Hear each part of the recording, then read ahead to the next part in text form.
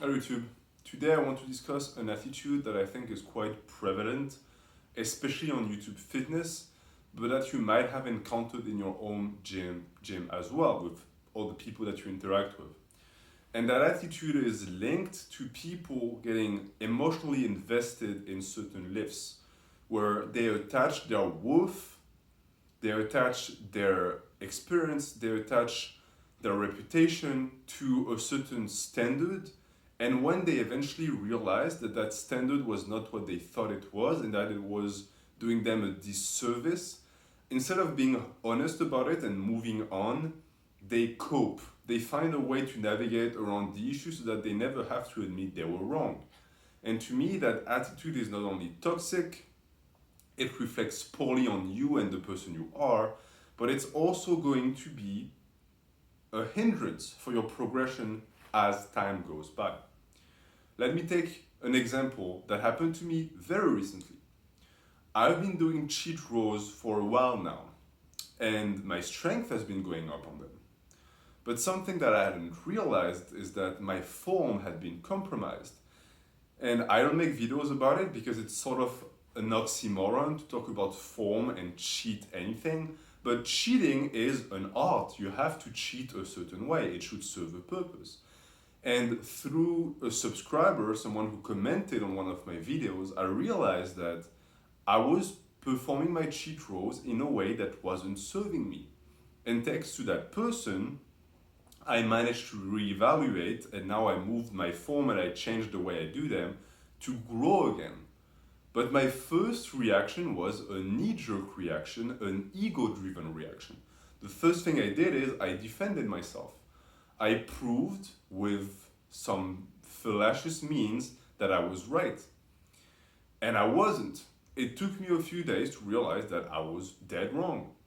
But I'm grateful for that because if I wasn't wrong, then I would have just kept living in that illusion. I would have kept doing my rows. I would have went up to a 4 or 5 row and be all happy and do sets of 12 with them for nothing, because in fact, watching the video of the way I did them, it didn't do what I was supposed to do. And this is something that everyone should be able to do. It's not that hard. Self-reflection is a very important skill for bodybuilders, for athletes. Being able to objectively look at what you do and assess whether or not it's helping you is important. But there's also another side to it, which is that just because you changed your mind doesn't mean that what you did before was wrong. It was wrong for you. And I see that times and times again of people who are dead set in their ways, in YouTube Fitness or in life, and then when they change their ways, they are unable to take the blame. They're unable to say, okay, I was doing that, it didn't work for me, I was being stubborn, and now I'm changing, it's working better for me. No, what they say is, oh, that thing I did in the past, it never worked and it never will. The new thing I'm doing, it's amazing. If you have a little bit of intellect to spare, you understand why it's an issue. It's an issue because the new thing you're doing might not work either. But if you're stuck in that mentality of anything I'm doing right now is great, anything I stop doing is terrible, and anything I'm not doing currently is terrible as well, how are you supposed to perform? How are you supposed to evolve? You can't. Why? Because you have blockers on both sides of your eyes, and anything that you're not currently doing is terrible. I cannot, for the life of me, understand why anyone would take advice from people who cannot let go of their dogmatism.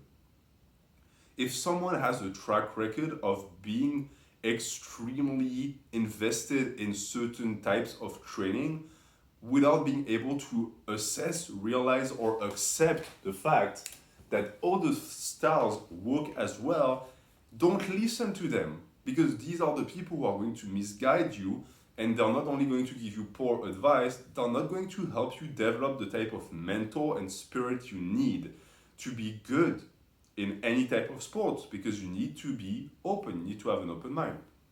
Now, the issue can arise if you have too much of an open mind and you switch styles all the time. But that's not what I'm saying.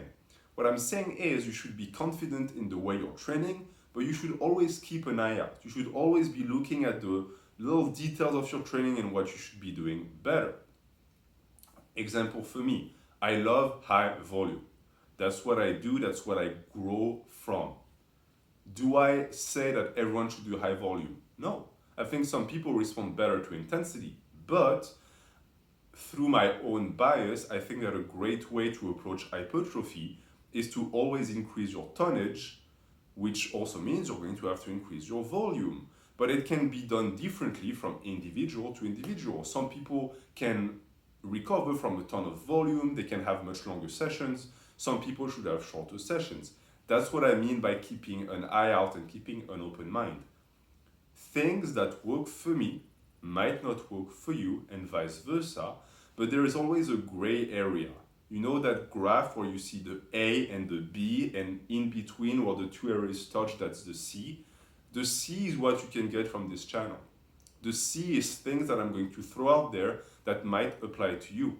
And this is why you should consume YouTube Fitness. This is why you should read books. This is why you should try to educate yourself on the topic. Not because you should be a sponge that remembers everything and applies everything, that would be a terrible idea, but because once you've mastered who you are and what you want, you will be able to tell when you're listening to someone and it falls into that C area, stuff that you can actually use and apply. And I think that people who've been in the game long enough have that ability. Anyone who's not able to do that, who cannot see that C and who think that there's A and B and there's a dead space in between, and if I'm on A side is great, but the day I move to B side, suddenly A is terrible and B is the best. These are people you don't listen to. You don't want to take advice from them because they were themselves incapable of training their mental to be able to be accepting and not be constantly in the dogma. And it's funny because these are the same people who say that they are constantly evolving. But that's not evolving. That's being what we call a tourne kazakh in my language. It's you're turning your jacket. You're constantly denouncing your old ways, but now your new ways are the best ever. And in 2 years, those ways are going to be terrible, and you are going to find a new best thing.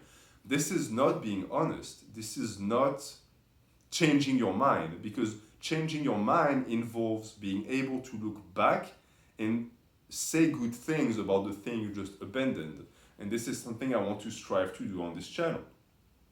So this was more of an intellectual piece, but I think it's very important for natural lifters to be both physically and mentally prepared if you want to progress in your training. That's it for the video. Thank you for watching. Have a good day.